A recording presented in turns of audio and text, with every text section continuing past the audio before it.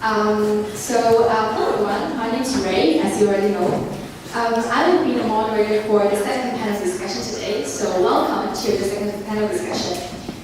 From self-discovery to social impact, where you will be able to hear more insights from our honorable and experienced industry experts. So before we get started, I would like to go over a few items so you know how this panel discussion works. So first, similar to the first panel, the first 35 minutes will involve discussion among the panelists on a preset list of topics moderated by me. And then we will quickly open up the floor for any burning questions from the audience in the last 10 minutes. So now please join me and welcome all the panelists to the stage. And they are Mr. Adam Spence, Mr. Alex Holt, and Mr. Margaret.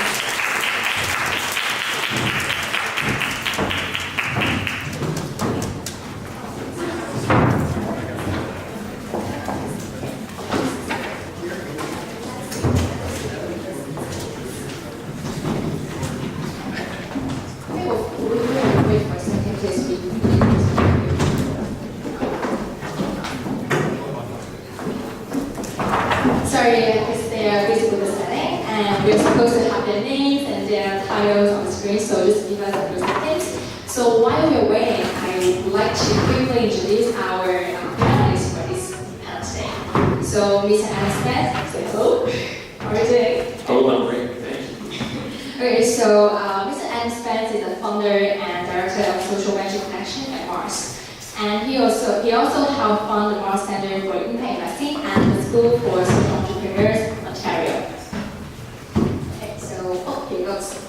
So for over 10 years, Adam has focused his work on driving social, economic, and environmental justice through finance, education, social innovation, and public policy change. And for those people who don't know where Mars is, it's actually just across the street, right? Right next to the campus. And I really suggest you guys to skip the class and to go over there because it's much more. Don't skip class. I need to see it actually. So, anyone sitting here? Thank you. Sorry. Yeah, I think this is a better setting. Yes, sir. Okay, so for Mr. Ascot. He's the founder and CEO of Trust2Pay, a digital platform implementing the blockchain technology to build a social credit system that will empower people to build their social credential for easy access to higher education and, for example, employment.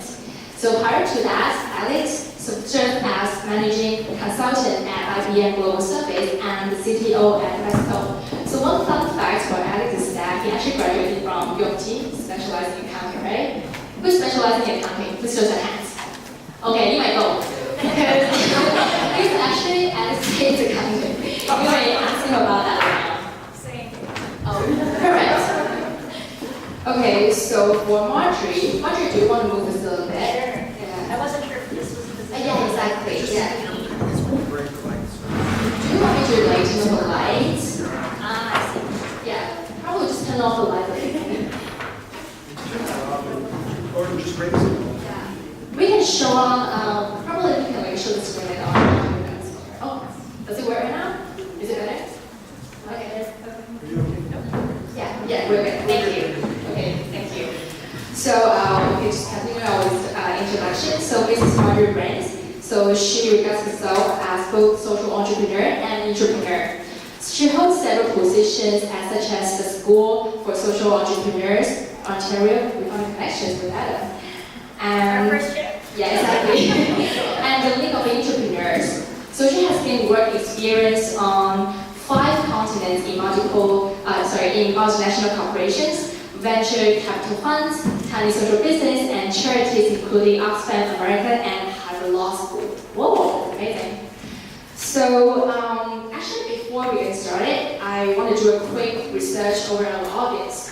So because our panel we will introduce a lot of new terms to everyone. So just wondering how many of you guys actually know what is impact investment? Please raise your hands. A few, okay. So what about social entrepreneurship and social enterprise? Oh, better. Okay, what about blockchain? It's so fancy right now. Okay, well, more people raise their hands. But it seems like we definitely need more one-on-one lesson on these regions, right? So let's probably start from Adam. So could you tell us a bit more about what you're doing in impact investing and what exactly is impact investing? Sure, great question. So impact investing is an investment approach which aims to solve a social or environmental challenge while generating some form of financial return. So it's not philanthropy, or it's not traditionally how you would actually invest. So think about it like this. You might invest in affordable housing that generates some form of financial return. You might invest in an early stage company, perhaps like one to my left here, that's going to generate an impact and a return and change people's lives. So when you are thinking about your investments, typically it would be about just the bottom line. But the idea is, how do you balance people, planet, and profit with that? And so what we do at Mars, and I can talk about what SVX is, our objective is to support entrepreneurs that would be world changers. So helping them in clean technology and life sciences, work and learning, in fintech and commerce, and in food. And we help them raise money so they can focus on their business. And we do that through an online platform as well as a variety of services to help them raise capital. So that's a bit of what we do. And Mars has a bigger mandate, and I'm happy to talk about that as well. Yeah, sure. So basically the idea is you're doing like investment, but you're also investing in something that can generate positive social change, right? Is that what you mean? That's right. So you think about, how can you reduce greenhouse gas emissions? How can you provide employment opportunities to folks who face barriers to success? How can you tackle chronic health challenges? And so maybe I can use another example. So if we think about a social enterprise like Lucky Iron Fish, how many people have heard of the company Lucky Iron Fish in this room? Yeah. One. Excellent. So I get to tell everyone that's right. That's amazing. So Lucky Iron Fish, they tackle the problem of iron deficiency or anemia in the global south. So a lot of people face the challenge of not getting enough iron in their diet. So about 2 billion people actually in the world are faced with that. And so the typical solution is give everyone a cast iron pill. So you would take that, but not a lot of people actually like it. And so they came up with a solution first to put an iron brick in everyone's soup pot or rice pot. How many people in here would put an iron brick in their soup pot? Not a lot. So what they did is they fashioned it into a fish, which was a totem of good luck and health in Cambodia, and adoption rates went through the roof. And so they're a social enterprise that changes people's lives.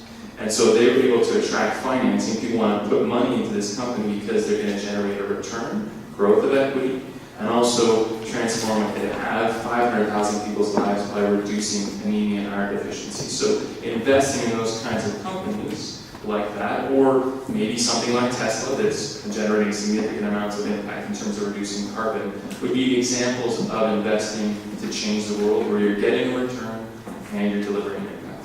Okay, thanks for sharing.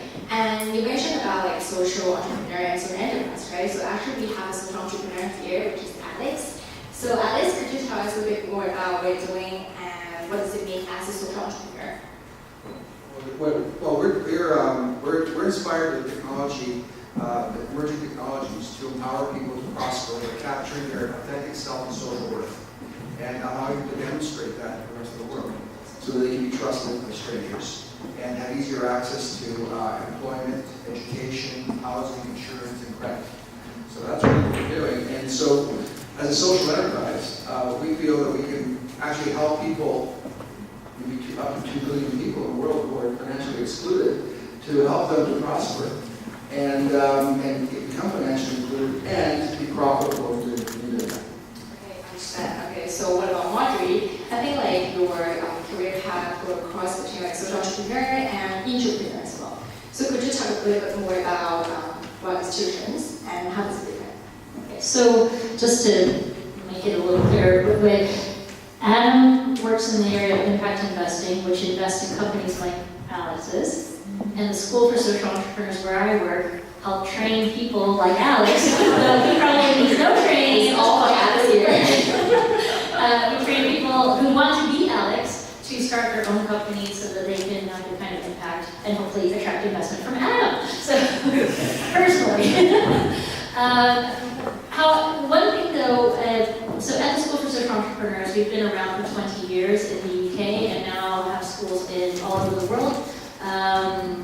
And here in Canada, one of the things that we noticed was that many social entrepreneurs especially those who come from communities of lower income or other kinds of barriers, racism or disability, these sorts of barriers, that they often have trouble to succeeding in their social enterprise because they don't have access to kind of trust. Sometimes they don't look like the MBA, someone who's coming from an MBA program at Rotman. So people are like, I don't know if I trust you. I'm not sure I want to give you any money, right? So they have trouble succeeding that way.